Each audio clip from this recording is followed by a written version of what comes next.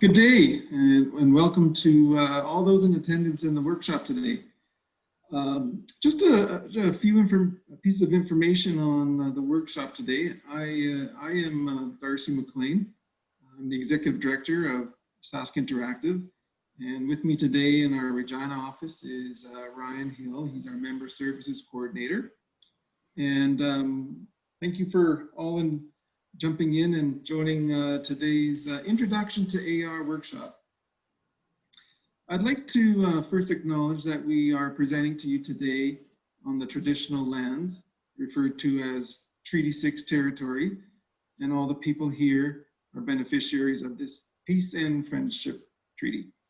This acknowledgement also reaffirms our relationship with one another.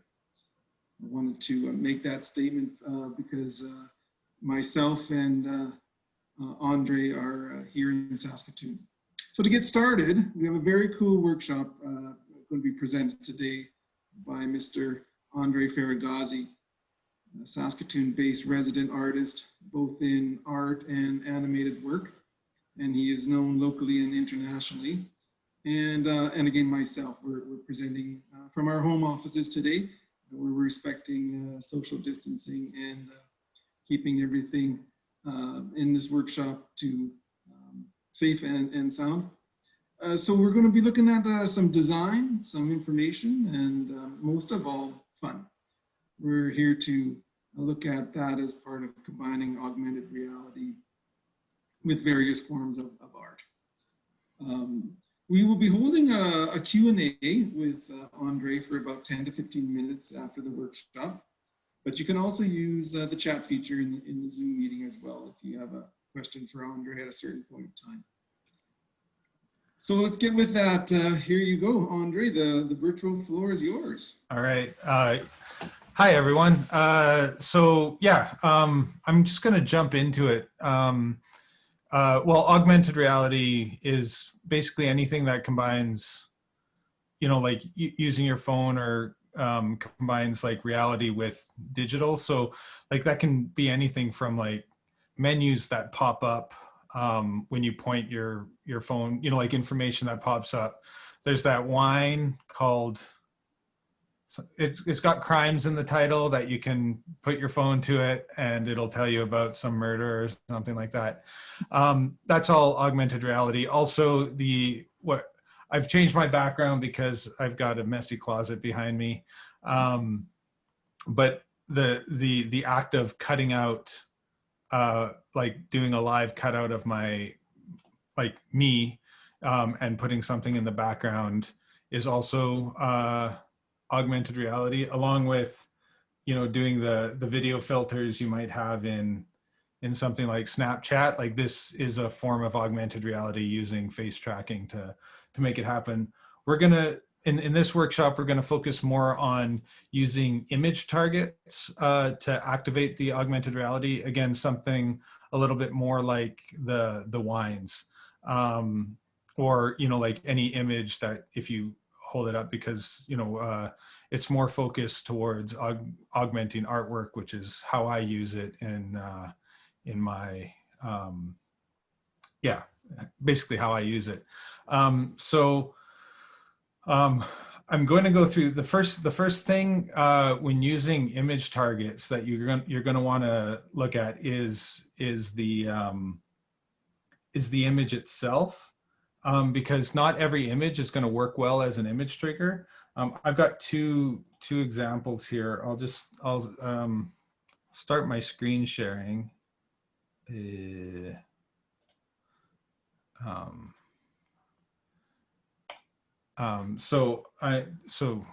gotta hit share.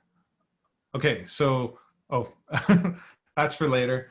So I'm starting my screen sharing. So here's an example. This is one of the images we're gonna augment today. The thing about an image with augmented reality is you need a certain amount, like a minimum of 20 to 30 good tracking points. So an image like this, which is a print I created, you can tell just by looking at it that there's, I'm just going to zoom in on it a bit. there's a lot of potential tracking points on it. Like each of these dots and like every corner and stuff like that. These are all good tracking points. So the two things you have to have, most images will work as long as there's decent contrast. Augmented reality right now can't discern between colors. So if this yellow and this blue, which you would never have with a yellow and a blue, but if this yellow and this blue were the same value, even though they were very noticeable to the human eye, they'd appear, the transition would appear invisible to augmented reality. So I always think whenever you're making an artwork that you want to be augmented, or even choosing one that you want to be augmented, you want an artwork that has decent contrast and decent like angles. So the point, like you like a surface like the edge of the moon here, that has no tracking points, even though there's good contrast between them, because it's a smooth surface. But you know, an area like this would have like 30 tracking points in this area alone, because of the how yeah, well, how the contrast and how angular the contrasted areas are. So those are two things. The other image we're going to augment is this one. This is just an older image I made about when I was doing a sexy robot calendar, pinup calendar, and this is my sexy librarian. But again, a lot of angular points, and you've got the contrast in the books mostly. This entire area back here, even though there's subtle shifts, probably wouldn't work as tracking. So you have to think also, like, if you just, even if you have a good tracked image, but you only have it in this area, you won't be able to track your whole image. So yeah, those are just a few things to keep in mind. And we're going to be using something called Artivive or Artivive. I guess it depends on how you choose to pronounce things. I'm just going to go there quickly. Just to show you, I'm going to upload both these images to Artivive. Oh, okay. I'm going to log in first. And okay, so this is your basic Artivive interface. So the reason I'm choosing Artivive is it's focused on artists and museums and stuff like that.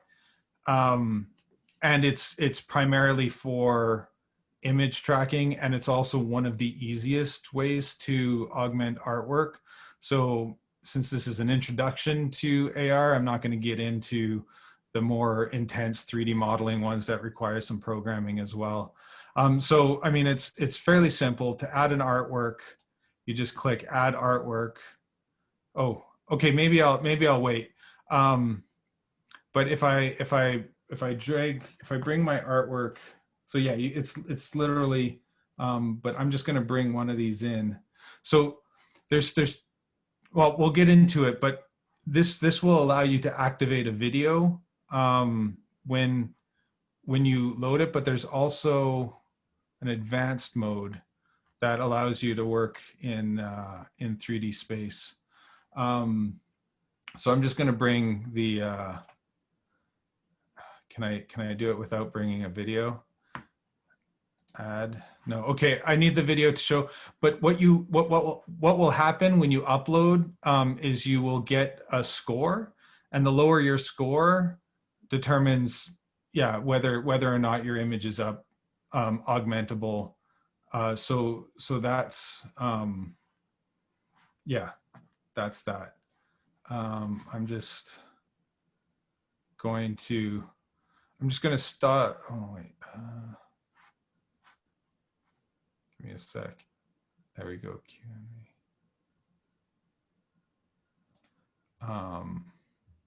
Okay. Yeah. I've got a Q&A box open up on a different screen. So if you do have any questions, just trying to activate my, because I can't see chat right now for some reason. In the way I have things set up, I'm not seeing chat. Anyway, okay, I'm going to come back to this. So the two things we're going to look at for prepping things for Artivive are Photoshop and After Effects. Most people are already familiar with at least one of these programs. And I'm not really going to go that in depth into the two. Okay, what just happened to my Photoshop? That I'm not going to go that in depth into how to work in Photoshop. I'm just going to use, in order to prep your images properly, you have to export a PNG with an alpha channel. I mean, so there's two ways to work in Artivive. One is the video as shown before, and one is within the 3D space, which allows you to place images in 3D space, but also up to 3 videos in 3D space. So what we're going to do is we're going to create some videos in After Effects to use.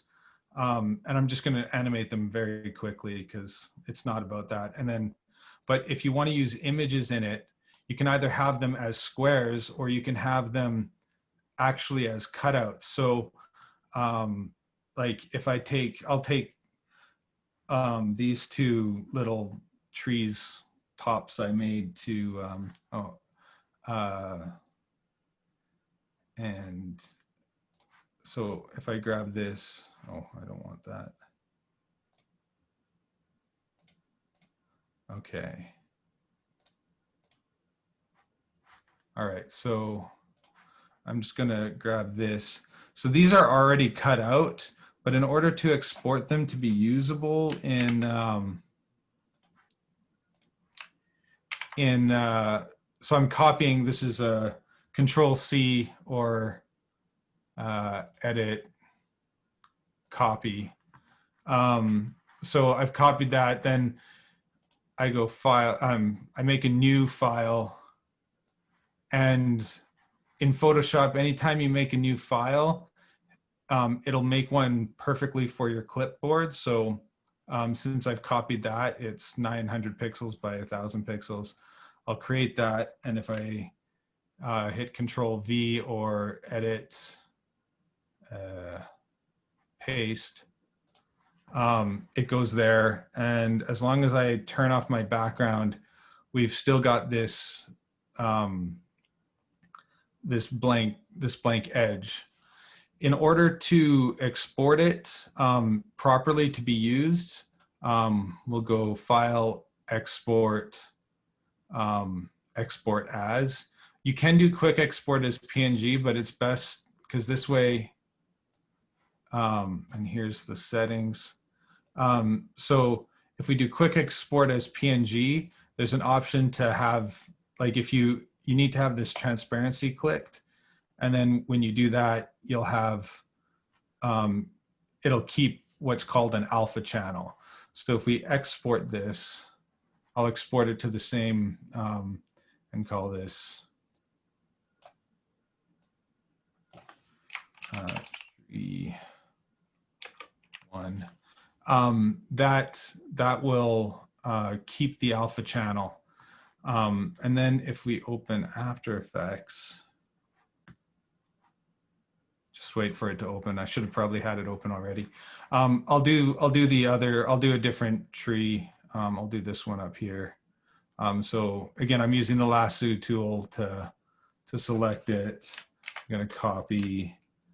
Control N is new, and I can do that on here, and so I'll export both of these.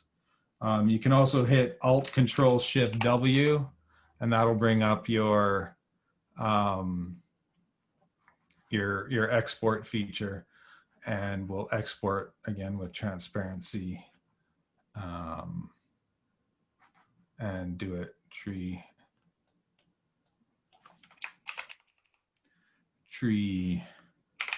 to save.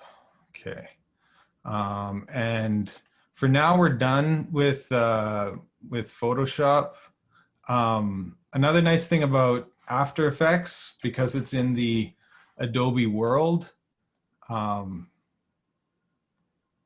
yeah, actually, I'm going to export one more just for use in. Let's see what I've got here. Let's grab this. It's really good for use in After Effects, because actually what I'm going to do is I'm going to drop the, oh, I copied off the wrong layer. Which one? This one.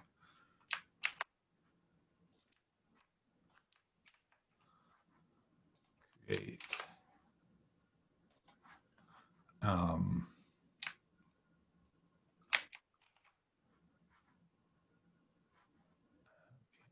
Transparency, export. Yeah, anyway, trunk.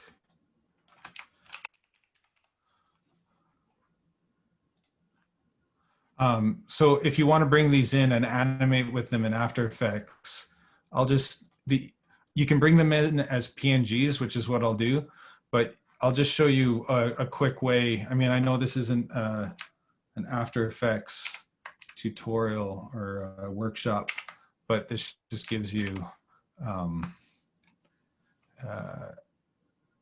image, canvas size, width.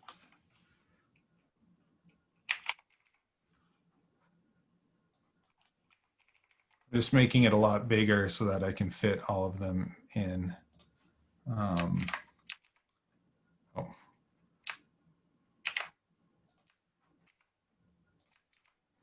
So I'm just copying and pasting, and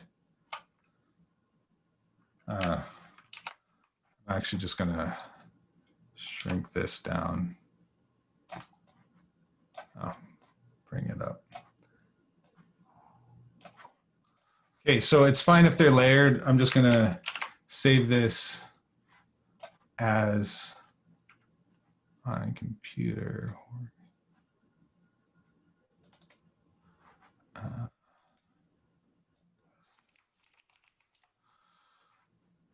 Okay, so now we've got After Effects. I don't need to open either of these. So I'm starting a new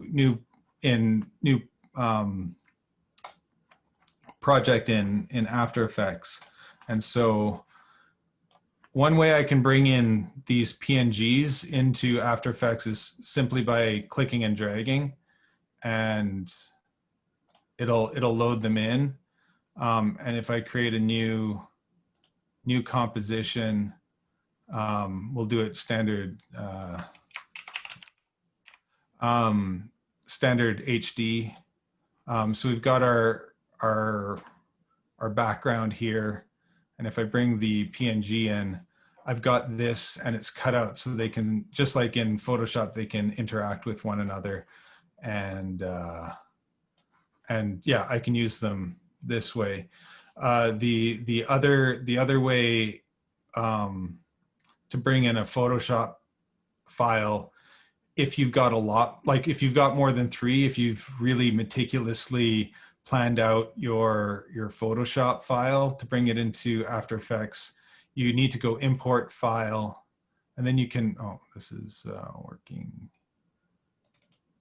The TOOST file, you want to import it. You don't want to import it as footage because it'll flatten it out. You want to import it as composition, retain layer sizes, and import.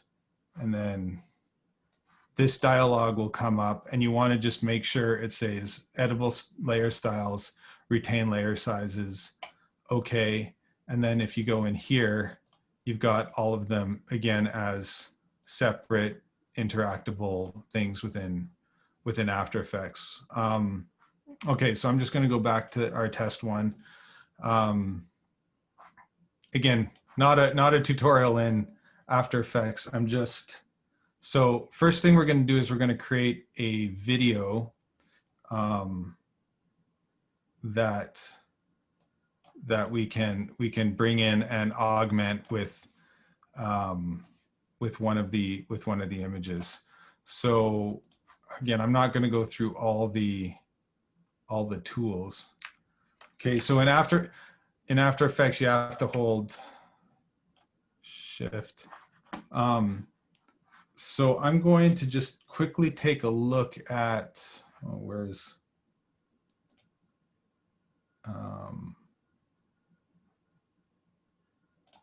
yeah, if I open this one and open in, just to get a sense of the size so we can fit our video exactly to the dimensions of the, so that we can fit our video exactly to these dimensions. I'm going to create a video that's exactly the same dimensions as that. So to do this, I'm just going to quickly take this and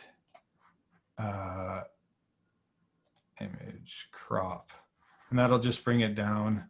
And then if I go image size, I can find out my dimensions. And so we've got 858 pixels by 565 pixels. So I'm going to make you can either double that, triple that. I mean, this is a low quality image, but you could have a much higher quality.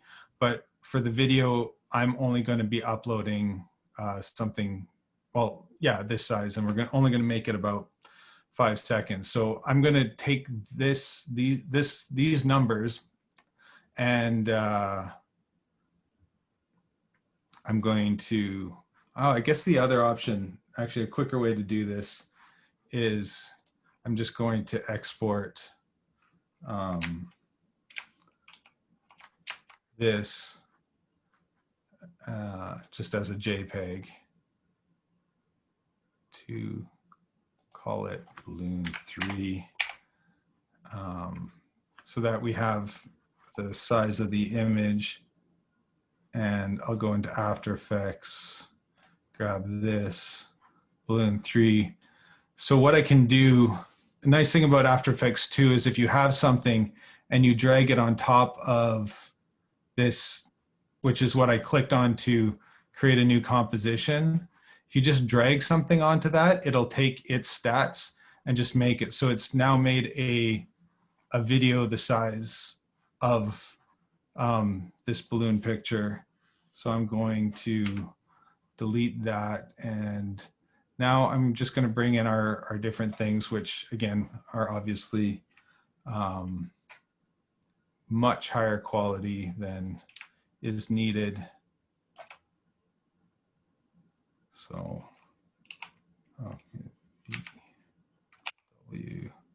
so I'm just going to quickly create an animated scene, so that we can use. And I'm going to, so if you do Control D, that just duplicates. So I'm going to create two. One thing I'm not even going to, anyway, it doesn't matter. It doesn't need to be perfect.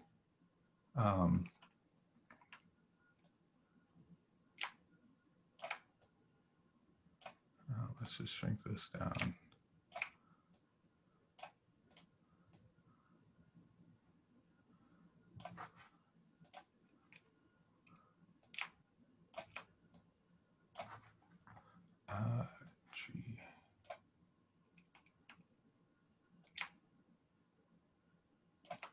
Okay, so one other thing in After Effects, this will probably be one of the last things. You've got this pan behind tool.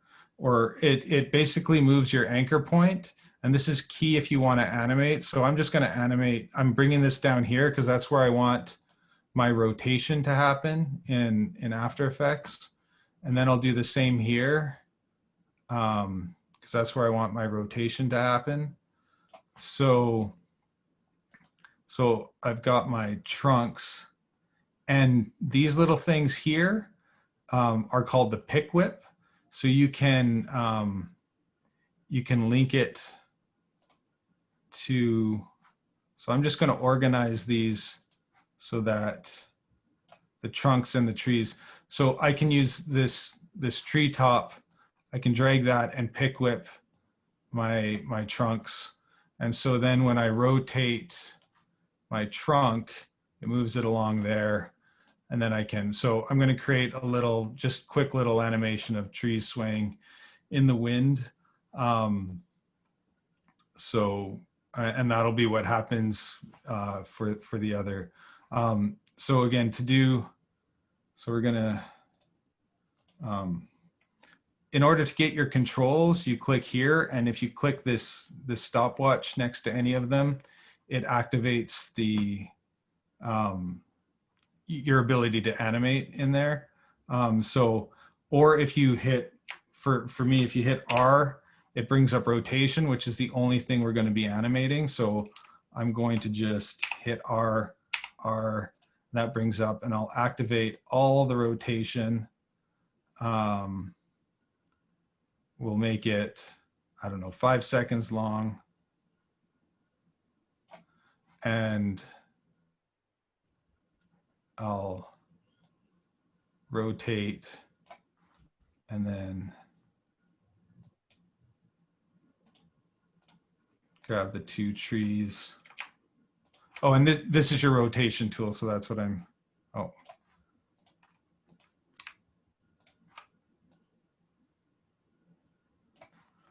So we've got, it's a weird animation. I would do more if we had more time, but that's not important. So I'm going to bring this ends the animation.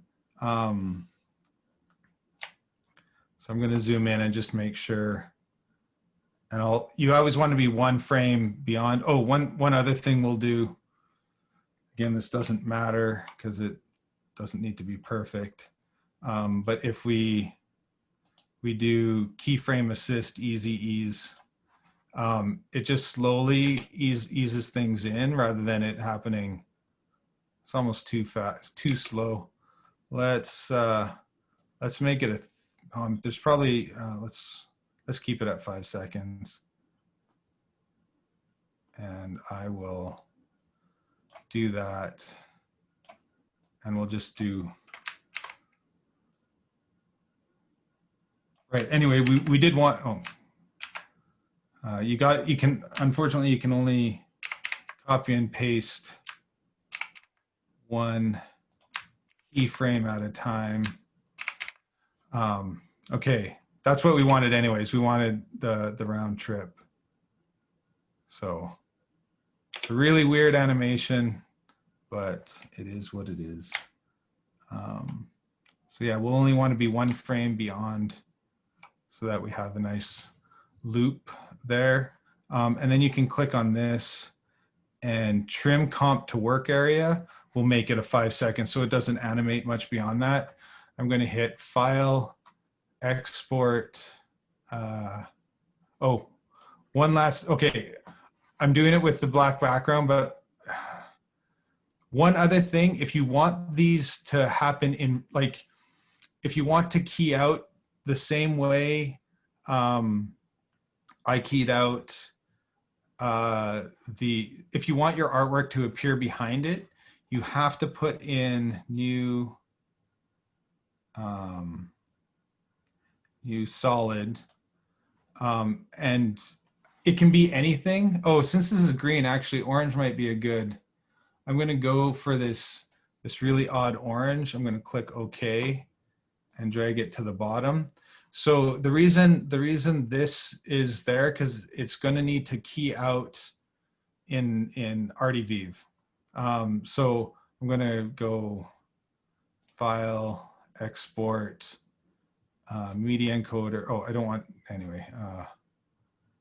I sent it to media encoder queue. What I really wanted to do was just, I guess this one I need to send it. Okay, so in media encoder, now again, you can use green screen video, you can use live video, you can use any number of video sources. So you don't need to animate. I'm just doing this because I'm an animator. So I'm just doing an H.264 match source that won't conform it to a 1080p. It'll keep it exactly the dimensions I told it to be. And I'm just going to pick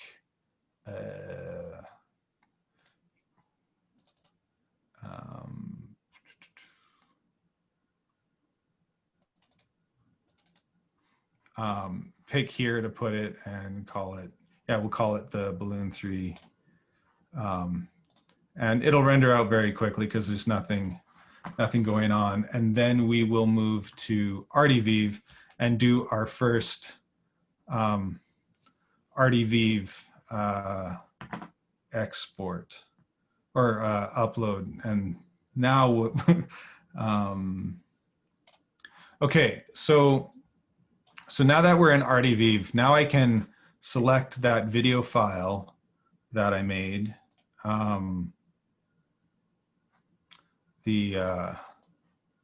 Right here, and I can drop it in.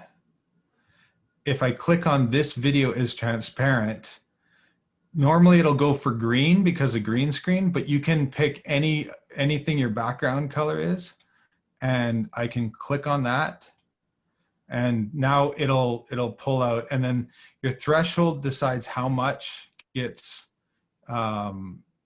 used and stuff like that. If you had animated, like if I had taken this scene and animated, which I could have just had the balloon moving across the screen when you hold up. But I couldn't find my original for this image. So yeah, and we can have it fade in and fade out. So no, we won't have no fade in. We'll have it fade in so that it doesn't just pop into scene right away, which could work too. So call this balloon. And yeah, you can make folders if you've got more, but Artivive comes with 3 free artworks that you can use however, like, and you can keep using them over and over again as long as you don't have more than 3 at once. So we're in basic now. The next thing I'm going to show you is 3D or Pro, but this basic one, okay,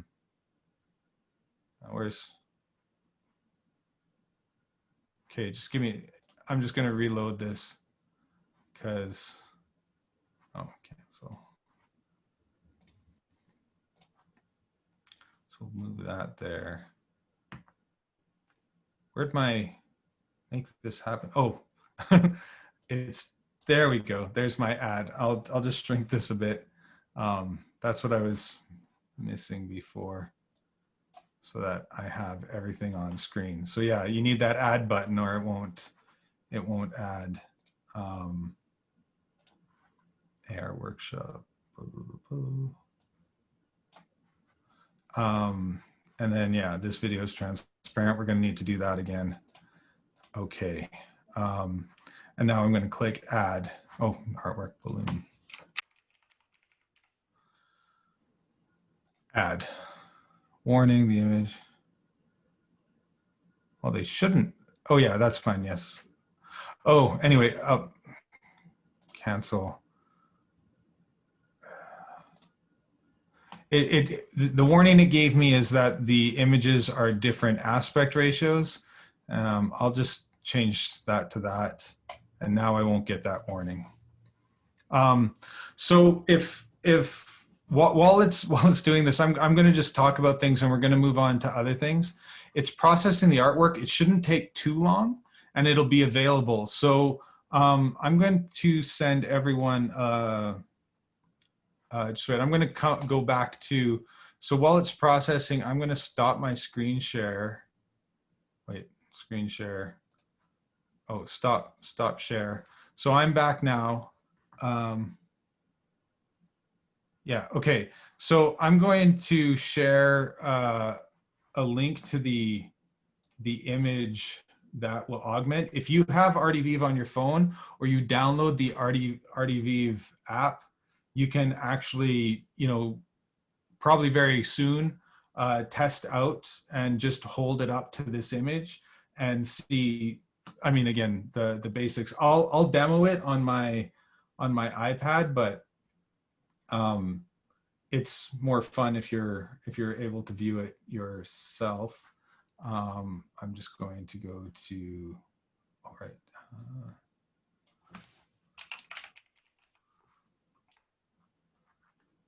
So copy image link. So I'm just sending the image link here. So in the chat, there should be an image link now that you can click on. And if you have Artivive on your phone, I'm just going to quickly go back to Artivive. Okay, so one thing, we've got recognition speed and we got a 5-star score. The lower your stars are on this, the worse your recognition speed's going to be. Oh, sorry, I realize I'm not sharing my screen. I'm gonna hit that again. Share. Okay, so yeah, we have again recognition speed. So this recognition speed here is I've got a 5-star score on it, and so that means it should recognize fairly quickly. New share. I'm going to share my. Just wait. I'm going to load up. Oh, Artivive. Okay, so for those of you who don't have it on your phone or something like that, I'm just going to share here quickly to show.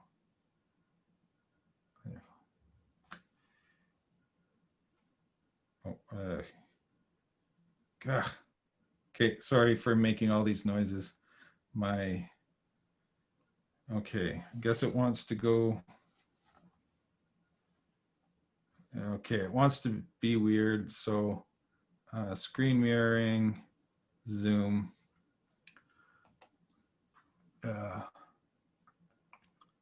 Is it sharing?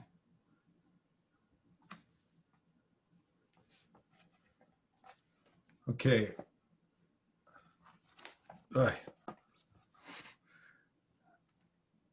Okay, so if I load up, if I load up this one, it's loading and, oh, it went super transparent on it.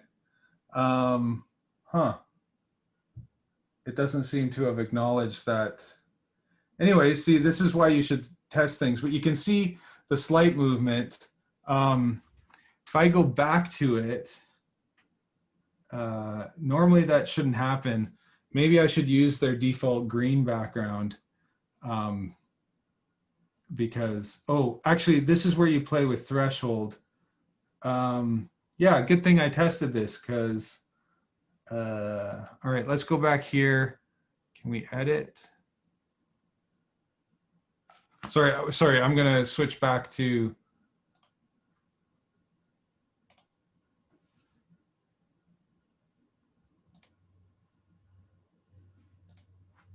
Share. Okay. Edit. Okay. So this is where your threshold comes in. So I think if we pull the threshold back, I wish it would give us a live view of this. It does with, oh, no, it doesn't. So I'm going to pull threshold to just above 0. And I'm going to change that. And now I'm going to it's processing right now. I'm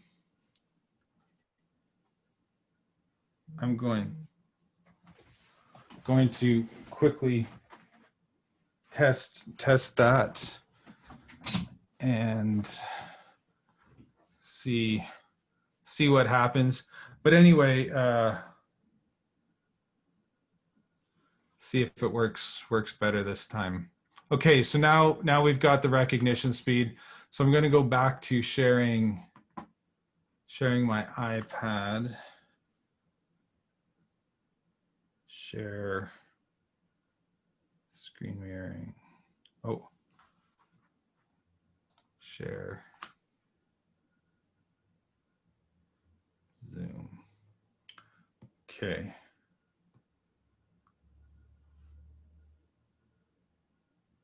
So where's my image?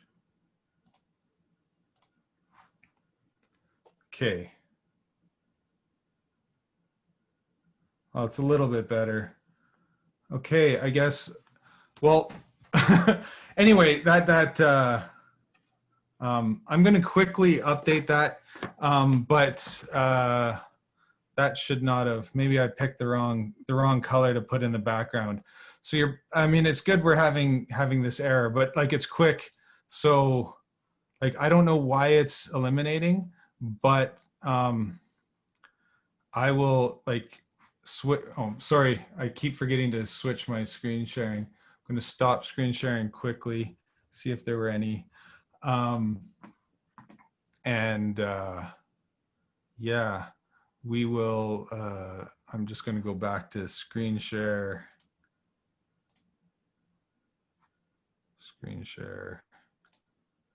this one.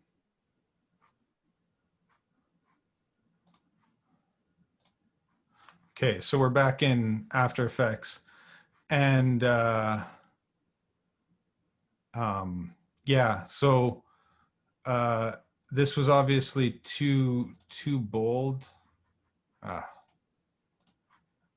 go back. So if I go layer, solid settings, I can always change that background color to, actually one thing, since we've got this cancel, here, one thing you can do just to make sure it's exact, well, I mean, I guess I'll just switch it to kind of a chroma key green. Oh, come on. Solid settings. Yeah, something close. I was just avoiding it because there's greens in here. So I thought exactly what happened with it would happen. But I guess if I set it to green, I mean, that's far enough off. And if we keep the threshold, and so again, just file, export.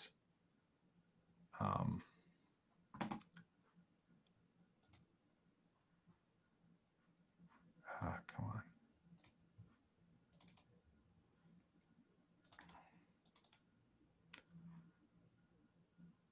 Oh, chat. Oh, the orange was there. Oh, okay.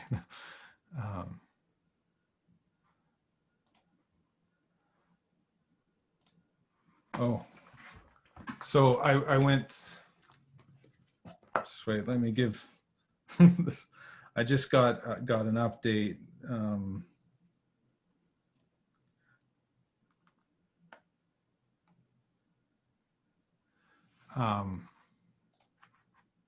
Just gonna.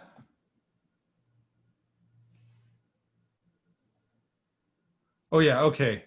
So yeah, if you restart Artivive, me moving the threshold should have worked. Now oh, sorry, I'll just screen share this quickly.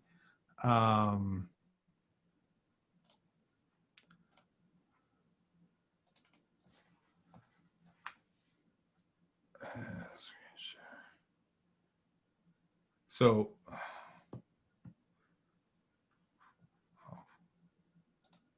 screen, so the new version works a little bit better. You'll notice on the edges and around the around the trees, there's an orange line, and that's 100% because my threshold now is too low. So again, when you're doing this, you're going to want to experiment to make sure it works properly. I mean, nothing in, well, I mean, maybe some things in tech work perfectly right out of the box, but yeah, now I would move the threshold up a bit to make sure it works properly. And then, yeah, just play with it anyway. So yeah, I don't need to re-export this, but yeah, experiment with different colors in the background and whatnot. Share screen one. Okay. So now what I'm going to do is I'm going to take those things. We're going to look at the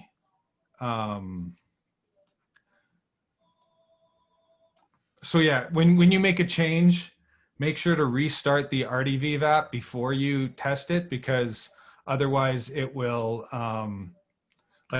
close it out, open it again, because it'll keep in its memory the previous version unless it's restarted.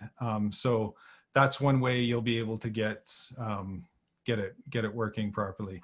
Okay, so what I'm going to do is I'm going to create just a different animation. Now I could actually, well, okay, I'll keep this one, but I'm just going to make one more animation quickly in here. Just going to make it, I'll make it just a 1080 by 1080 one. So it's square. What I'm going to do is I'm going to take just, again, the elements we have. Oh, actually, you know, I'm just going to new solid. So what you can do is you can create, I'll make them, I don't know. If we're going to stick with, we'll go with green as our, okay, I'll use that as our background. And then I'll go with like the polar opposite of that. New solid. So we'll go with an orange. Okay, so what I'm going to do from here is you have these polygon tools. You can use pen tools and stuff to create shapes. Again, not a After Effects tutorial, but I'm going to shift. I'm going to create. I'll create two. So, and then if I create, so I can create two orange balls in this, that, and if we go back to our select mode, our anchor point is in the dead center of this. So I'm just going to duplicate this a couple times and rotate it. So, oh, not that one, orange solid, rotate. So we'll go to the corners, and then I'll duplicate them, and we'll have that. So we've got just this kind of circle, and I'm going to do a simple animation again of. So I'm going to link them all to one, just so I only need to animate one of them. Again, you could animate them all separately, but this is just, and we're going to rotate again. I'm going to have a keyframe here, and we'll go to the 5-second mark again. I can even type in 5 seconds here if I want to get exactly there. And then we'll rotate this one. I'm actually just going to, so actually I'm going to change this to 1 degrees. So this is just an easier way. And then we'll have this one at 359. Will that work? Yeah, so we've just got spinning, we'll call them fireballs, but they're definitely not fireballs. And again, we'll zoom in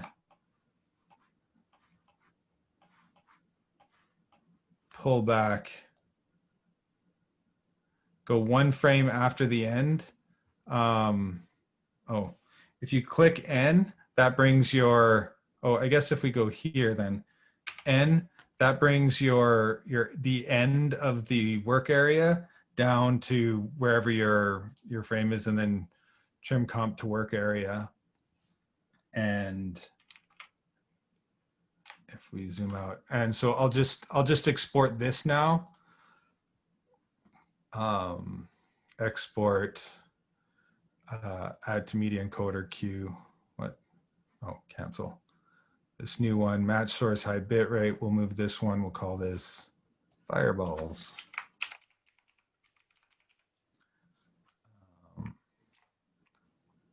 And oh, call it Fireballs, but we'll put it where all the other stuff is.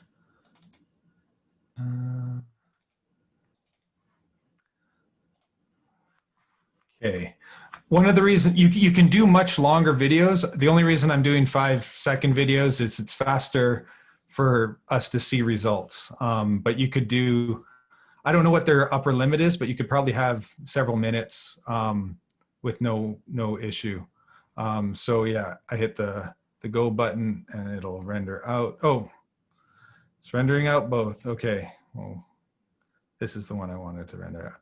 Oh, actually, one thing I'm going to do, just because one thing you can do, which is if you activate this right here, that's the motion blur. So you can see you get just a little bit of motion blur, and it makes the movement just a little more convincing. I'm not going to do it though, but just so you know, I didn't do it, but we've already rendered it out, and just for time, I'm just going to go to Artivive. So now if we go add artwork, oh, what? Because we've got, see, yeah, we've got 1 of 3 since I made an artwork there. If I go, I guess I need to, oh, name, I'm just going to call this Fireballs. Okay, I guess last time we didn't, so yeah, our artwork name is, so I'll go select file. This one we're going to do,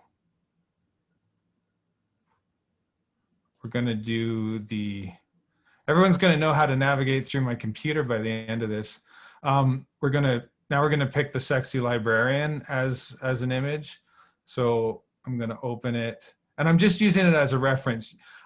I could animate this scene in the background. Oh, one thing I want to do is I want to switch to 3D or Pro. So what this does, okay, is allows me to navigate through, through space. Is there? Okay, so to navigate here, your left mouse button or your standard click button will rotate around your object. The right mouse button will allow you to pan, and the scroll wheel is what brings you in and out. Or if you click on the middle mouse button, it allows you to go in and out. And you can just move side to side. So then we have different things we can add, and we can add up to 6 images, which allow us to create a bit of a scene, and we can add up to 3 videos. So we've got 1 of 3 videos here. So I'm going to grab, we're going to use both the videos, but we're going to use the Fireballs video twice. So yeah, I can bring this one in here. And here, the nice thing about doing it in 3D is I can click transparency, click on this, click here, and we should, oh, come on. It should be able to, We should get, guess not. Yeah, it should take out that transparency. So we should be able to see what's happening with this one, but I guess not. And another thing we can do is we can scale it. We can scale it here. So I can scale it up. I can scale it big. I can scale it small. I can move it. So unfortunately, I'm pretty sure, I don't know why we're not getting a cutout view of it, but anyway, hopefully, so we know our threshold needs to be lower on this one. So I'm going to put it to 0.1. I'll type it in.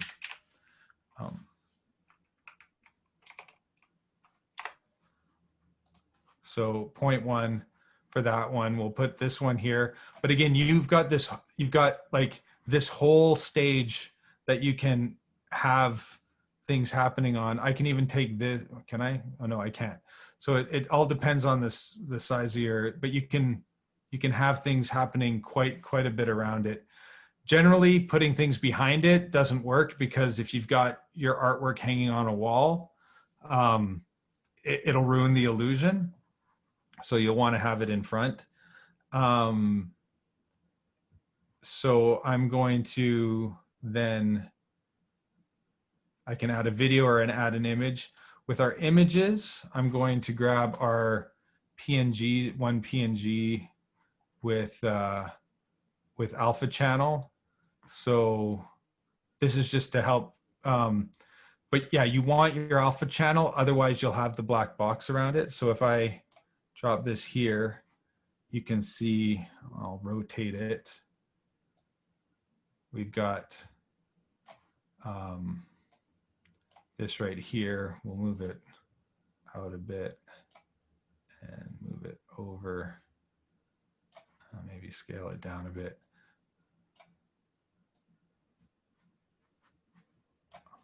God.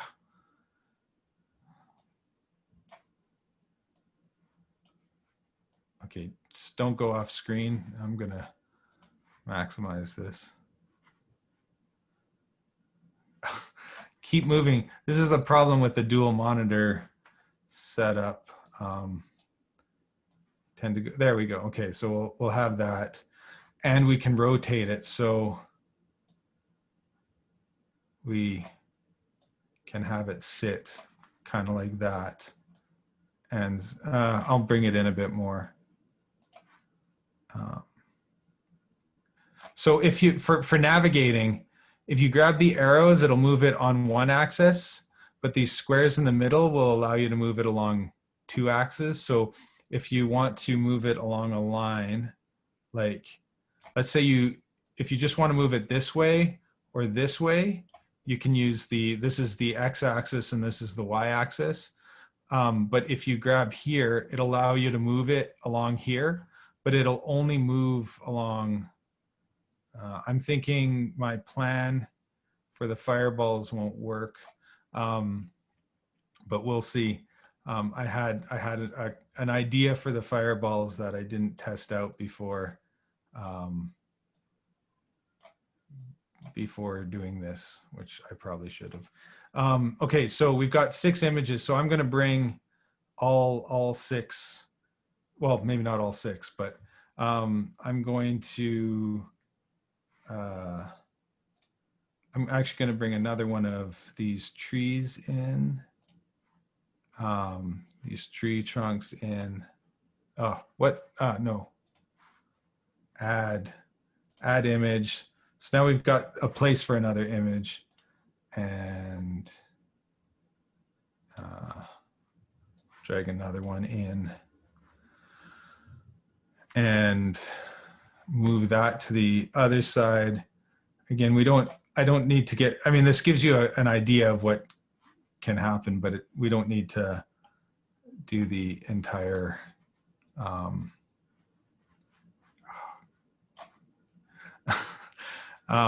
the problem with using so many if you use a bunch of different 3D softwares, they all have slightly different controls, and you always end up with, I'm just going to move. Okay. Okay. Got it facing up. I'm actually just going to. So yeah, this isn't the best 3D interface, but it works. There you go. There's another one. Oh, there we go. It finally cut out. So now we know we can bump up the, anyway, that's fine. We'll go up a little, anyway. So yeah, it's finally cut out. So I'm just gonna move this one. We want it a bit closer. I don't want you guys having to move too much. So yeah, the key is not to have any of them intersecting with one another. Normally this isn't a problem in other softwares, but like you'll notice as I, oh, come on, Andrei. Yeah, as we move around here, it clips out that. So we just want to try to avoid little things like that. And yeah, I'll shrink it down a bit more. Okay, let's just do it on here. This is, oh, scale. And we can scale the different dimensions as well. You can move things with these controls.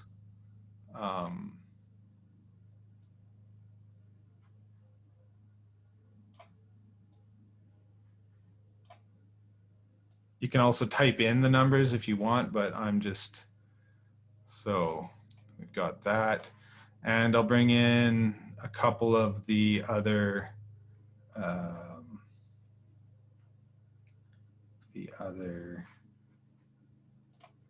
thingies. So we'll bring in, oh, right, add, oh, add image. We'll add we'll add the 2 images, 3 images.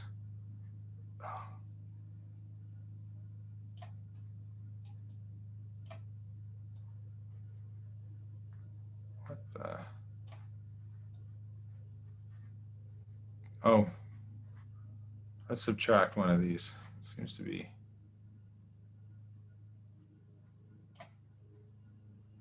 What is going on?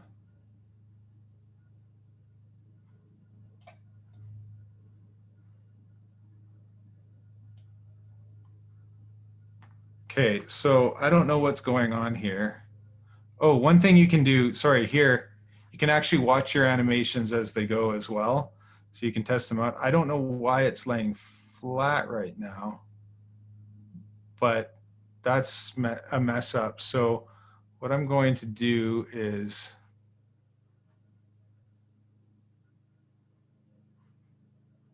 I'm going to save it. Okay, we'll just minus.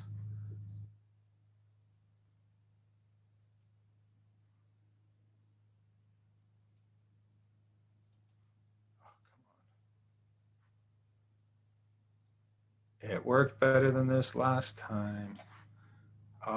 Sure hope. Okay, here's hoping. I'll do things. Well, you've got an idea. I'm just going to quickly. Okay. So I'm just going to do this quickly now. Oh,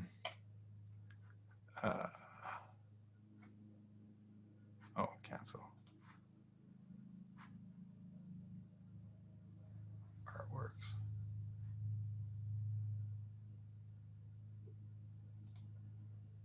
Call it trees since it's trees.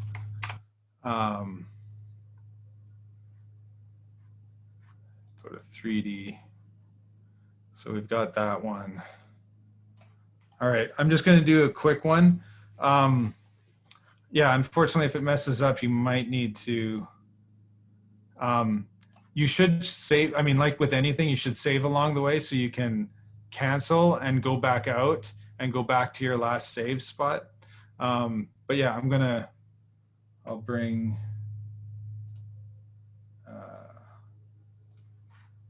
in, so yeah, okay, so I'm going to put these in the background. Transparency. Oh.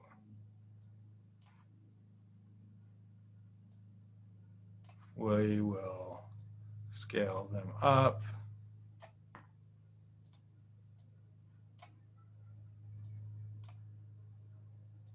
Scale them out.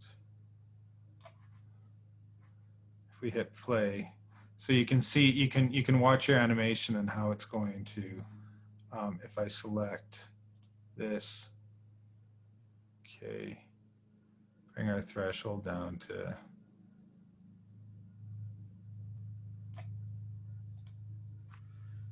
0.2, 0.2, and then we'll add, well, I'm going to add my second video.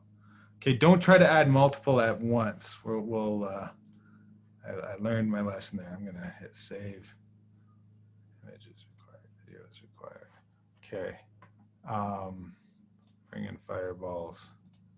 Open. Oh, I didn't try. So, okay, I needed to, anyway. That just minimized them. So yeah, with this one, we'll go transparency. Now this one, because it's already green, it shows it faster and better. You can bring,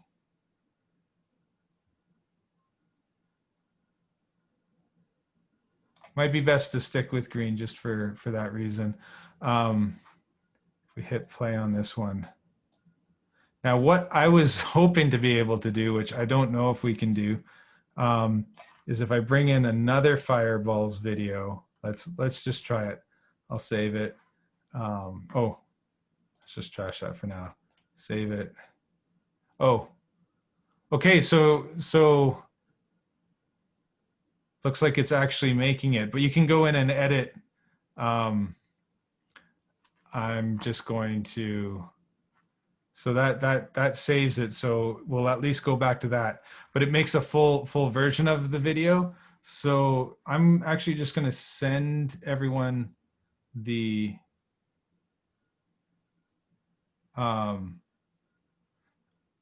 yeah, I'm just going to send you an image link to the copy to the, so if you want to play while I'm still doing this, you can. So this is an image link to the sexy librarian robot.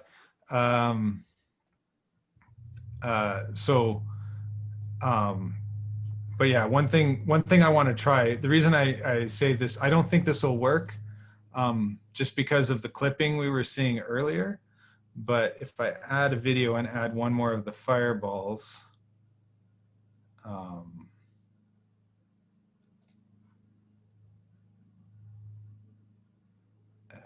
yeah, grab this one, drop it there.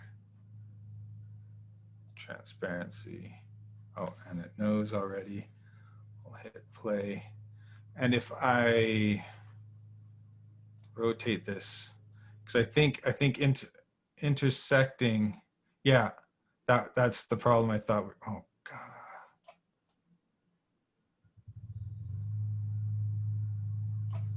So if I move this one, I thought having them like this would be neat, but as you can see, they're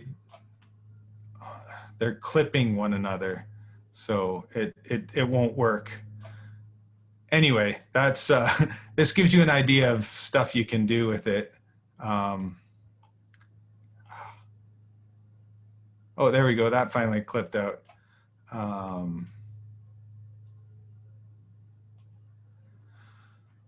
And I'll scale things down because the image is small.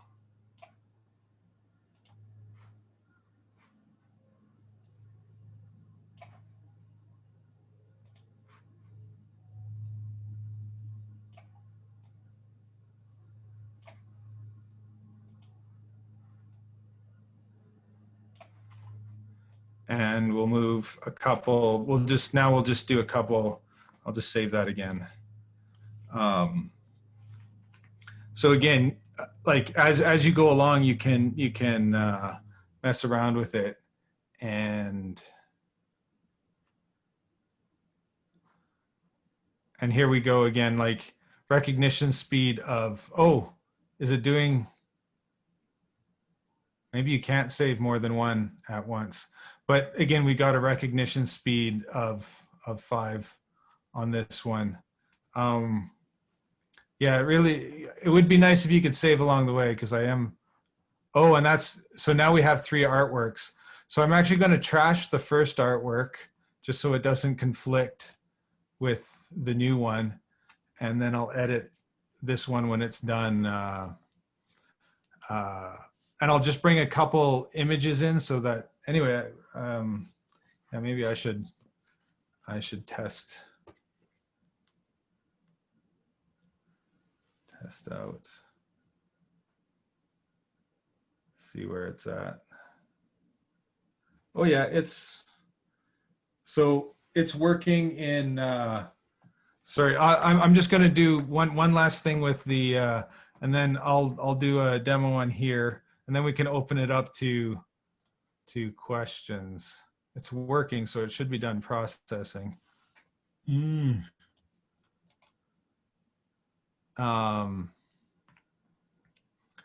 Okay, I'm gonna, since things are, it seems to be, probably because it had both of the same images. Okay, okay, there we go. So if I go and I'm gonna just go back to edit, and again, in my edit window, it's all as it was. I'm just gonna add a couple images to show that off. And then we can open it up to questions, because yeah, or I can talk about other ways of doing the AR. This is just, yeah, I've been monitoring the chat. There hasn't been any chats in there yet, so I was hoping that maybe there'd be some coming through, but there may be Andrei, some coming through the Q&A at the end.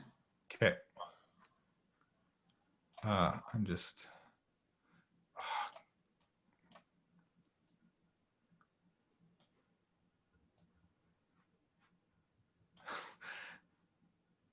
it is a bit of an annoying, anyway, we'll just, doing it, actually, I guess doing it on individual is,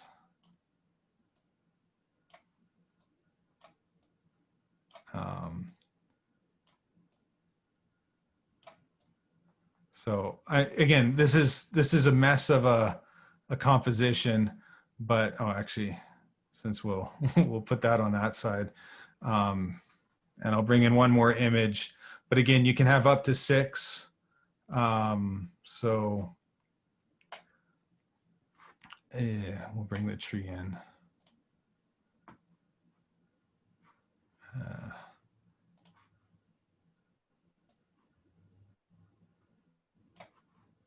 Scale, bring it short this way. And we will rotate. Oh,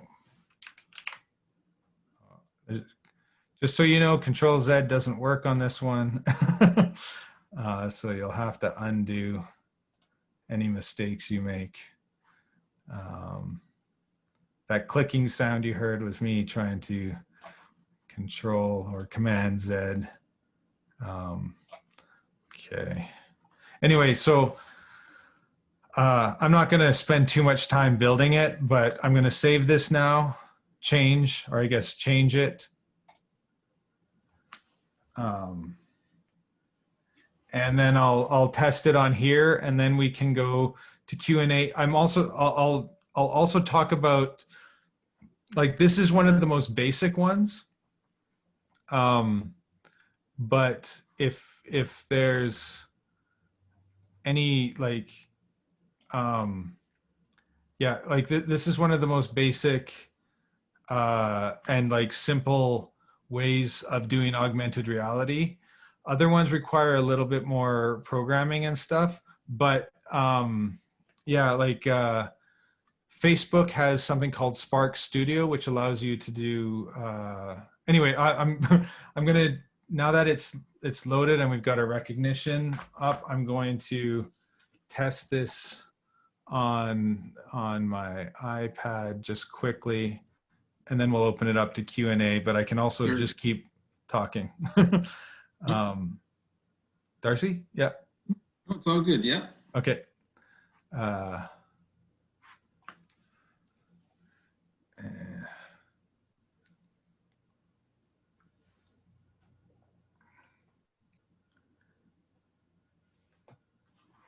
Okay.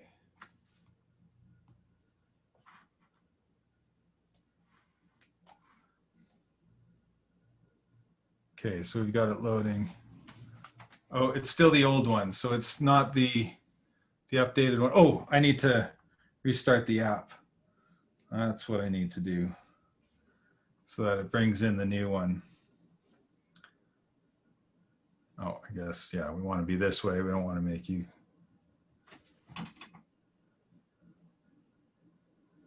There we go. So we've got all these things. They're all flat, but they're all sitting in 3D space. And like you can, like, it's pretty good at a distance as well. So if you want to. Andre, we can't see your screen. Yeah. You've got, Oh, there's just a black line there. Resume share. Okay. So there we go. Yeah. So anyway, so all these things, I mean, you can get an idea of how, even with this fairly simple process, you can make some pretty, you know, like some really interesting and engaging pieces. And again, the further you go out, you start getting that. But, and honestly, I say it's simple, but for something like video, I'd say it's actually one of the better ones for incorporating video into your augmented reality. A lot of the other solutions, I'm just going to go back to, if you want to see more of the, I'm going to stop the share. So my face is back, and I've got the chat open. I've also got the Q&A. So if anyone has any questions, oh yeah, one thing I'm gonna try it again on my iPad. There is one called Adobe Aero. It's actually free. You don't need a subscription to the Creative Cloud. The problem is it only works on Apple devices, and it's fairly limited as far as your distribution. Something like Artivive, anyone with a smartphone can use it, like once you've created the artwork. Whereas with Adobe Aero, you have slightly less than that. If there are no questions about Artivive, if everyone's kind of got the gist of it, okay. So with Facebook AR, you can do. Actually, I'll go back to a screen share. Facebook has released a. I haven't done much with it, so I'm not 100% on everything you can do with it. But Facebook's released a studio basically called Spark AR Studio, or maybe just Spark Studio. And Spark Studio allows you to create, I mean, like, it's really good at doing like face filters. It does hand tracking, so you can have things. So those are really good for, you know, like something you might, you know, like filters you might want, as part of like an event or something like that. It and you can upload them to both Facebook and Instagram, so people can use them as Facebook and Instagram filters. There's also, I believe, with Spark. Oh, there, yeah. Ryan sent the link. I'll actually the link to Spark AR Studio, and there's a lot, but it tends to be more the type of stuff, augmented reality stuff you see on Instagram and Facebook. But there are also, you can also do location specific stuff. Like if you bring in 3D art, like 3D work, animated work, you can place that in the real world and set that up as a filter. Well, it's not, I mean, and then it'll use the gyroscopes and well, it'll be a bit, I'm gonna show Adobe Aero and then talk about, you can create somewhat similar experiences as with Adobe Aero with Spark AR Studio, but like for just quick little fun things to do, you can, well, not quick, but like for face tracking, you can bring 3D models in and around the face. You can have animation and stuff. Oh, you can, looks like you can even bring Spark AR stuff into, just wait, I'm clicking on the link Ryan shared because Ryan knows a bit more. Oh yeah, okay, yeah, this is Adobe Aero. That link is really good. The thing is, you create directly on your, it's simple because you create directly on your iPad or iPhone, but you can only do it on your phone, which is somewhat, yes, Spark, I know Aero definitely does geolocation, and I'm pretty sure Spark you can have, because Spark, I think Facebook they did when they launched Spark AR Studio, they did a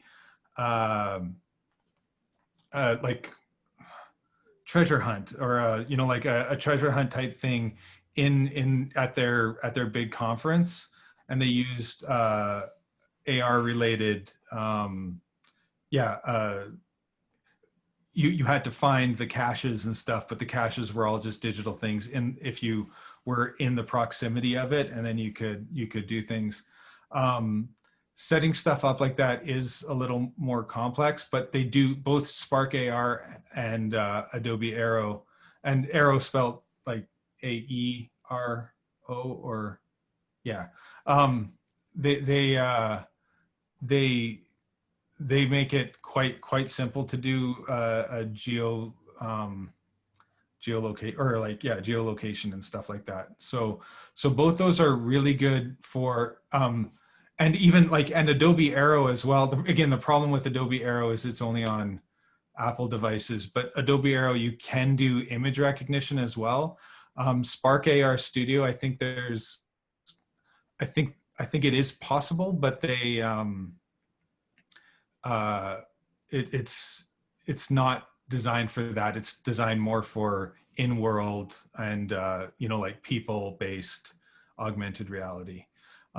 The other option, which is much more complex, is which is how I do a lot of my augmented reality, is to build an app in Unity. And Unity comes with its own advantage of both the advances that Android and Apple are making in their augmented reality space. Like, and that, but again, I would say for video itself, Adobe Aero is the best. But for anything 3D related, using one of these other software solutions is probably your best bet. And Spark AR Studio, I haven't actually worked in Spark AR Studio, but like when I look, they do have a learn. Oh, sorry, I'm not sharing my screen right now. But they do have a learn a learn area where they've got some basic tutorials, and I've watched some of them, and they're quite simple, but most of them again are focused on the creation of like filters for photo apps and stuff like that, rather than more immersive experiences. But the immersive experiences are possible within both those. But the one that offers you the most control, but also the most difficulty, is using Unity. I can quickly show what a Unity project looks like, but I won't be able to create. Actually, yeah, I'm gonna send a link to. I've got, so the balloon one, the balloon image I sent earlier. I think that, yeah, if you download, I'm just going to, I'll share the link to, I built an app called BrellaBot, which is just my AR app.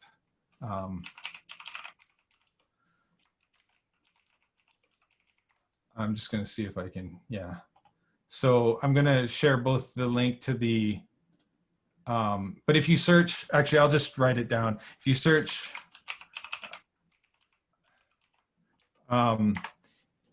that in either the App Store or the Play Store, you can download the BrellaBot AR app, which actually I'll show. Actually, I can just show you on here. But if you want to experience it yourself, I'm going to screen share again quickly. This was built in Unity. And like the thing is, I'm an artist by training. I'm not a programmer. So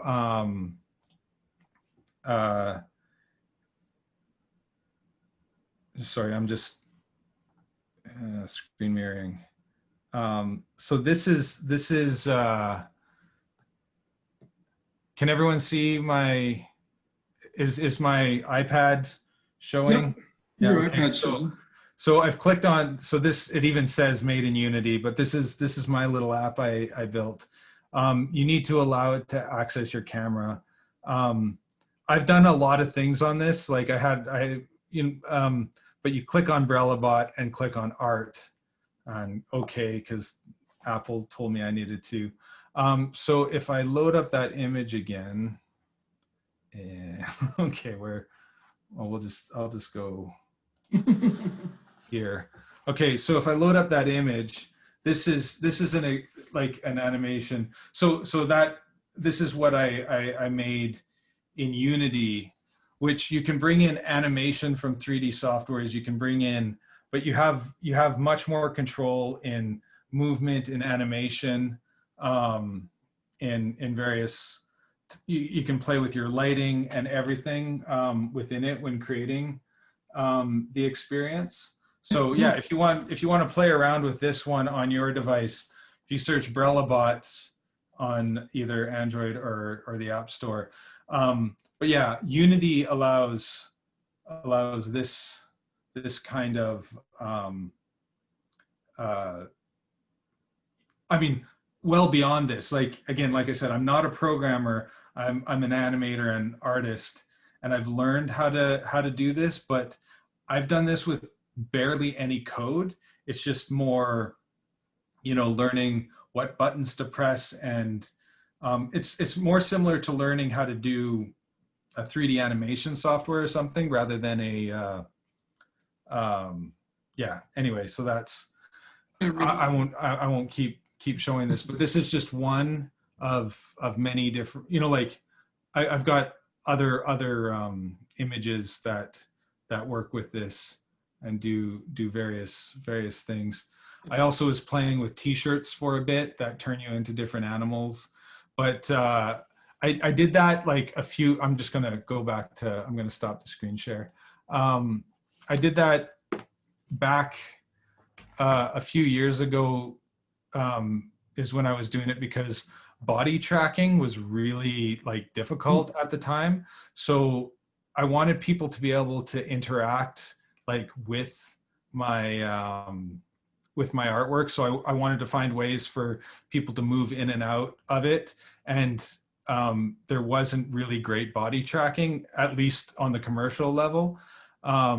But now body tracking is like both, and again, it's more with newer devices, but in like 3 years time, body tracking is going to be at the point where you could just have like avatars pop up. You could have someone actually, well, just like, I mean, like something like this 3 years ago on a commercial level where it's cutting me out of the background, right, was not something that was possible. So what I did was I made t-shirts that basically put a 3D avatar for you within an animated scene.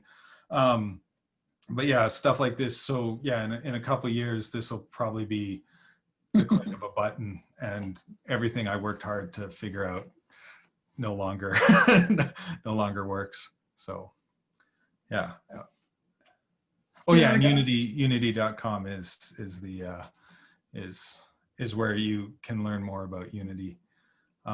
Yeah, a Unity to like even doing a Unity tutorial in 2 hours would be difficult. Like it's a much more complex process. But yeah, I'd say there's like Spark AR Studio. There's definitely some big big possibilities within Spark. I've got a question for you, Andrei. So you're using this software, and obviously software can be like from free to X, right? Yeah. What would you say would be, for the participants today, what do you think would be a tool that they could look at that they could either not invest a lot of money in or invest money in? Okay, so both Spark AR's, well, Spark AR Studio especially, because it's linked to a social app, it's free. There's no cost associated with it. There might be some enterprise solutions that you pay special, like to get ranked higher or something like that. But actually creating and like distributing, I don't even think I think it's like YouTube where I don't think there's any criteria. Now, if you break some terms of service, they might remove your filter or your AR experience from the marketplace or whatever. It's not a marketplace, but the page, like wherever from their apps. But that would be the worst that would happen, and they might revoke your privileges of posting.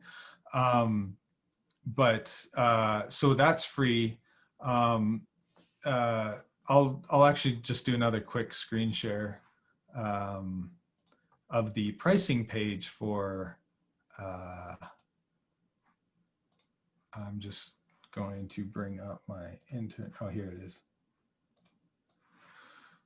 So this is the pricing when you go through your 3 free artworks. Now, again, this is for an artist if they're creating works. I just noticed today that there were different. If you're a student, I guess you get 5 artworks for free, but then and a one-time payment. Oh, again, per artwork. But you can pay, and these are in euros, but you can pay about €10 a month. And like, the thing is, I don't think there's any rules against, I mean, they might catch you if there's too many artists using it, but you could have 2 or 3 artists using this at one time and creating artwork that way. Thing about Museum is I didn't realize there was, but like this is pro, but the light is 45 per artwork monthly. So that gets really expensive, because if you've got, like with artists, it's €10 monthly and you have unlimited artworks and people can access them. So you could have 100 artworks paying $10 a month. Whereas here, if you're a museum, it's €45 per month per artwork. So if you got 10 artworks, you're paying €450 a month, which, again, I guess it depends on what your operating budgets are. But that seems, yeah, it might be more prohibitive, whereas something like Spark AR Studio is free. Unity is free to an extent. But I think to distribute your app, it's like $30 a month or 30 to 35 US dollars a month. So it does get a little pricey, but you can create as many apps and you can put as many artworks as you want. Oh, I'm going to, with Unity. Actually, I can quickly go to the Unity page and just look at the,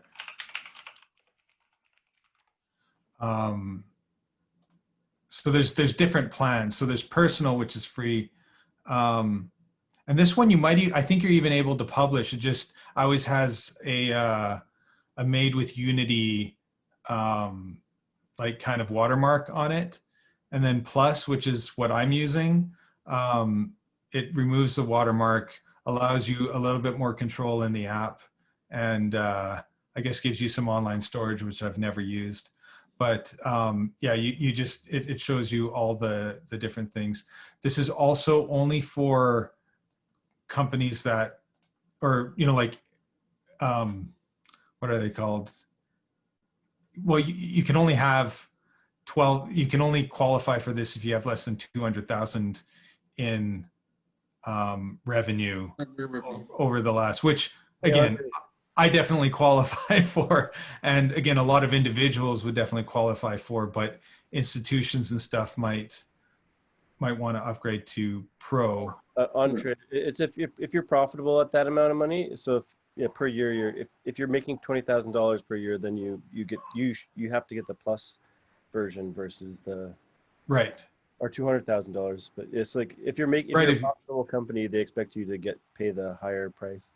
Right. Yeah. And that's so yeah, the more profitable are, and I think it's also making off the entity itself, you know, like, so if you're like, let's say you're an animation studio that makes animations and this is your first time doing Unity, and because like, I mean, anyway, it's, I don't want to get into the tax law, but like often like with production companies, they'll incorporate each different project in order to, so that if they need to declare bankruptcy on that project, it doesn't ruin the company, but also you can, anyway, there's weird ways that companies do things that might be possible, but yeah, anyway, that's but yeah, if you're making over 200,000 a year off Unity based things, then yeah, you're expected to go to pro, and then you can make as much as you want doing this. But yeah, for augmented reality, I'd say Unity is the best. Unreal, which is another engine, has options as well, but it's not as good. But it's free up to, like, I don't know, it's something insane. Like if you make less than $2 million off your product, they don't take anything, but then it's like 20% of your profits after that. But like, again, for artists, that's, no one's making that. So it would be free. And I just wish they had better quality. Like I wish Unity would, although I mean, Unity is great and I've never actually used Unreal Engine, but their programming is also completely graph based, which is much better for someone like me who doesn't program. Right. But Unity's shifting that way as well. They've introduced some, so it's basically you, anyway, we don't need to get into that. That's more, oh yeah, so pays 40 euros per artwork per month. So that's, yeah, so that, I think that's how it would work out. Yeah, for the AGR. And that, like, is that like, because yeah, I don't even know what I haven't looked at the Carfax rates recently, but like if you're having a group show, I don't know that your you know, like your artist fees would be much more than that. So depending on the size of your gallery or something like that.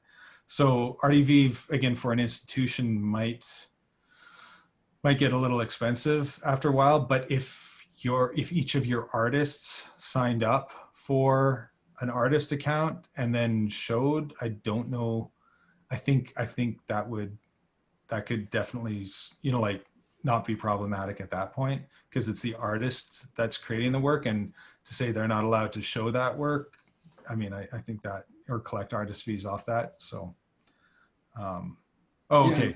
and And yeah, Sandy Moore notes your artist fees are about 250 an artist. yeah. Oh, okay, yeah. So like, but yeah, if you could, so then on a for an image based thing like that, rather than a location based thing, I would still say something like Adobe Aero would work great. Again, if you loaded it up, like as an art gallery, if you loaded up Adobe Aero on like a few iPads, and that was what the audience would engage with the artwork through, that okay. So yeah, well, and a lot I've noticed, because I was using with Unity, I was using an APK, or a software package called Viewphoria, which made the augmented reality process almost like, it was almost nothing. Like you create your scene, but then the you just kind of like load an artwork up, and it wasn't much more complex to augment than Artivive. And they used to be, you'd pay us 700, roughly 700 Canadian. It's about 500 US dollars to license it, and then you could use it forever, right? Like that was your licensing fee. You paid that, so I paid that. But in a couple years ago, they shifted to that amount per year per app. So it just, again, this was per app, so I couldn't create two apps with this. I'd have to license another app, but yeah, it just became a little difficult after. So I can still, I mean, they grandfathered me in. I'm not having to pay that yearly thing, but I'm shifting to AR Foundation, which is built into Unity. But again, something that artists would be able to jump into fairly easily. I mean, it's hard to get easier, like better than, well, I mean, there's probably some other Artivive clone type things. Spark AR Studio could work, and Adobe Aero. I'm just going to quickly, now my iPad's been just like, the thing about Adobe Aero is it's a bit of a memory hog. So I'm going to load up Adobe Aero on my iPad and see if I can make it work. But it's just been crashing a lot. But yeah, I'll quickly put together using their built-in assets. But you can easily, like, I'll talk about it while I'm sharing the screen. Sure, and it's 4:45. We Oh yeah. can kind of get our group here, our attendees, we can kind of go into a bit of a Q&A if there, obviously there's some coming through the chat, but Yeah, I mean, we can yeah, also we can, still field some Q&A while you get yeah. So yeah, we can do Q&A while I'm doing this, because it's it'll just be what's on screen then. Oh, I'm just gonna turn on some lights in here.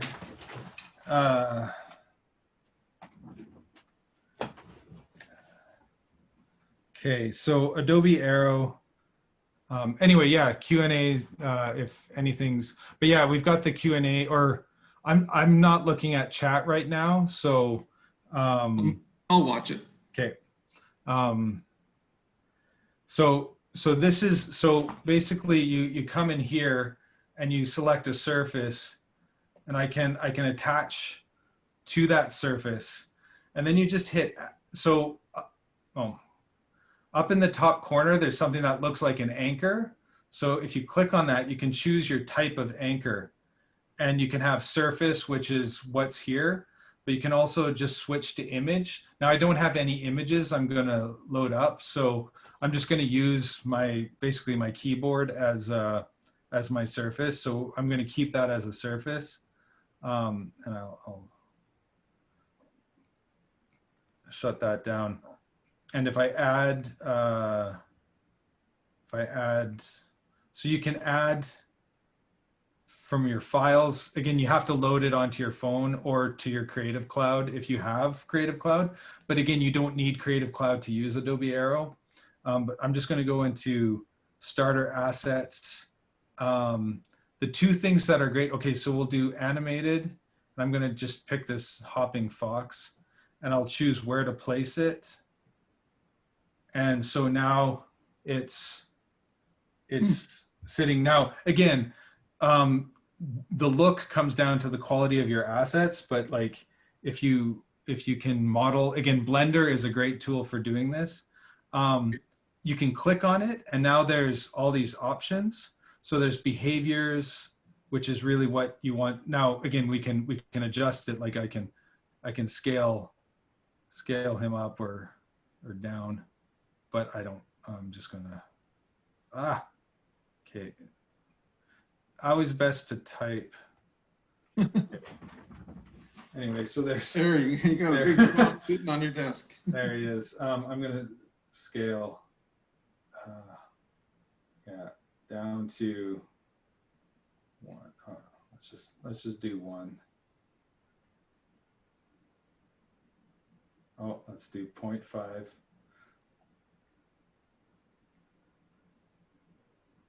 There we go.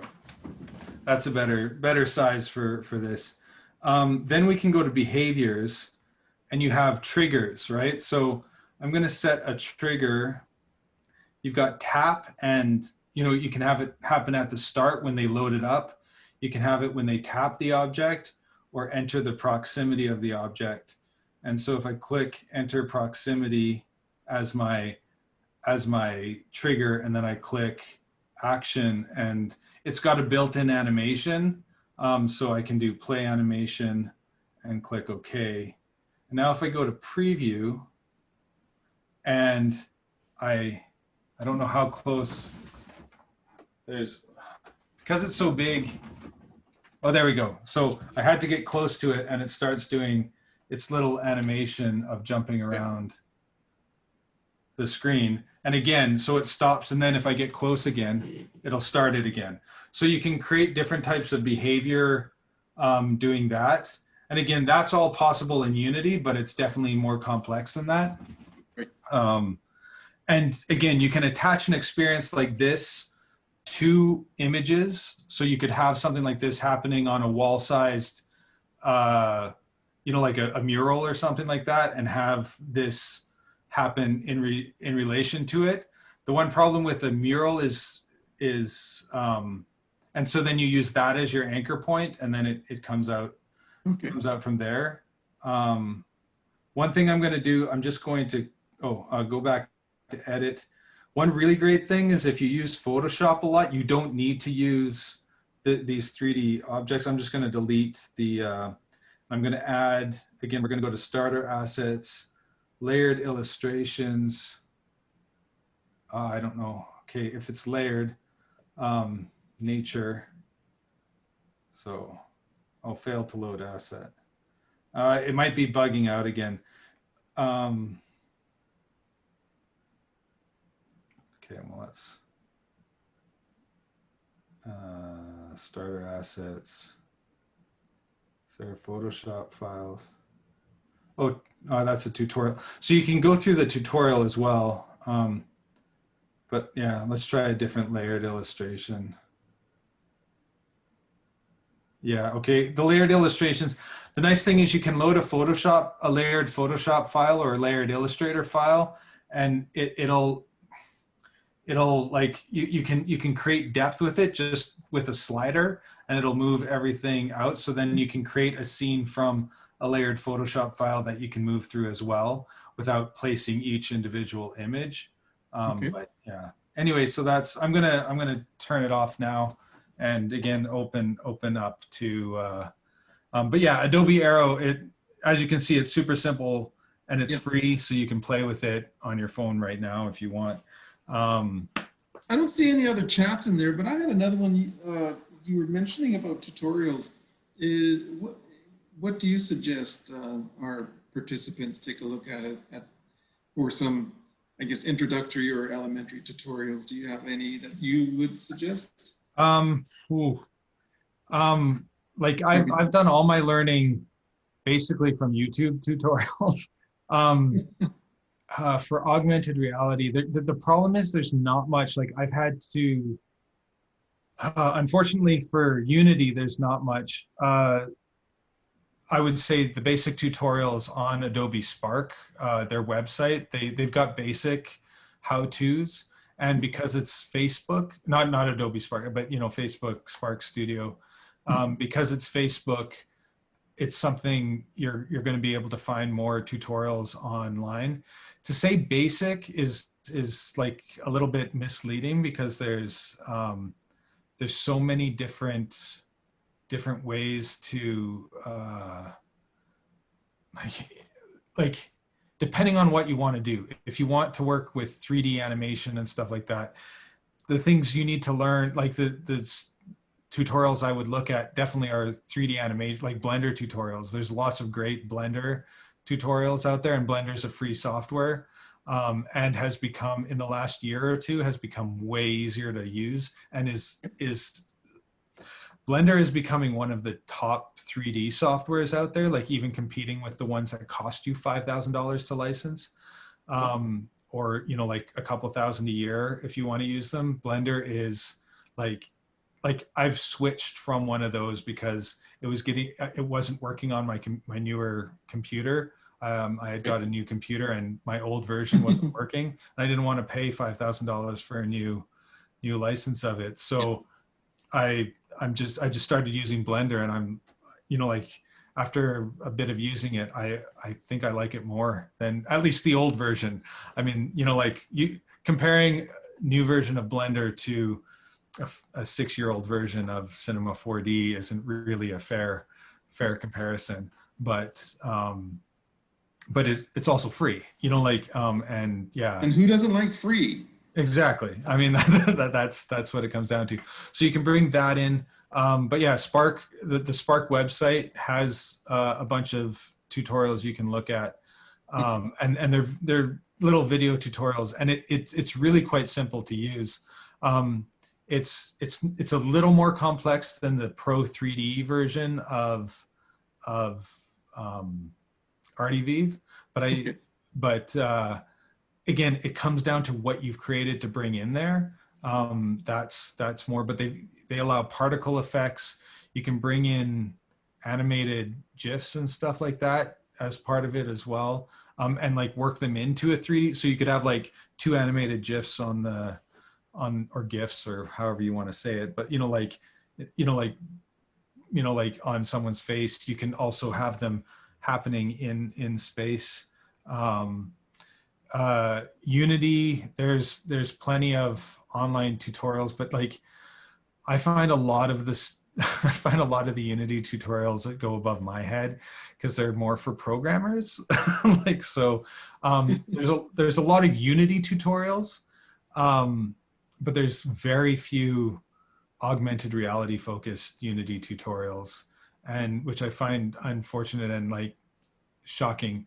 So like Unity does their own, but again, like, you see what you can do, but then it's like, and then program this. And I'm like, I don't know how to program. Give me one without programming. Cause, like, yeah, it's like me learning how to do a few lines of code takes forever. Me learning to do something visually, even if it's technical, is fairly easy. But they're moving to a visual programming language now, which, like, again, it's more like what I showed you on Adobe Aero, where it's like this, do this, link to this action, only there's like thousands of choices. So, like, but you don't need to do any programming. It's actually, it would be closer to pure data. Is that what it's called? The programming for Arduino and stuff like that a lot of artists are using. Unity shifting a lot more to that node-based type animation or programming. Yeah. Well, there is no more questions in there, and Ryan has been keeping us up with some links in the chat. Can I just mention one more Yeah, thing? oh, please do. Yeah. When I saw Max MSP, which Adobe Max Conference is online this year, and they've got tons of tutorials. So if you do want to learn more about anything Adobe related, there's it's like a 5-day conference with like 300 guest speakers or something like that, and they're all Right on. pretty high end. So and they've got a few AR specific, but again, Adobe Aero specific tutorials. But I mean, again, you're probably gonna I don't know what the latest things they're doing with Aero are, but I know they do Aero does location-based things and does image-based things. So again, for a gallery that can provide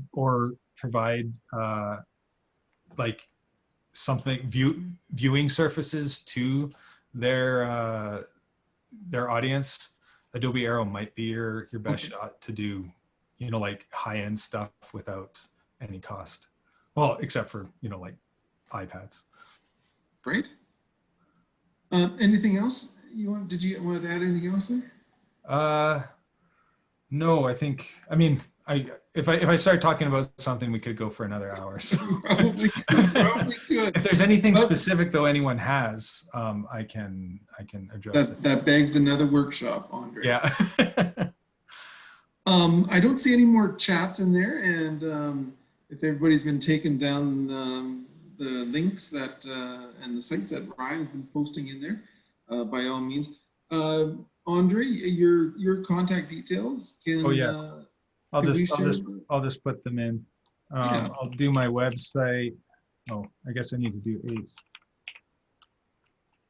And we can. If there's any further questions that might come after our time here today, we'll let people freely maybe send you a note. Actually, just sorry. Do you want me to put it in? Oh no, I got it. I just Okay. I realized it needed the the HTTP and everything, and then my email is. Actually, I'll do this one. I've got too many emails, but Sure.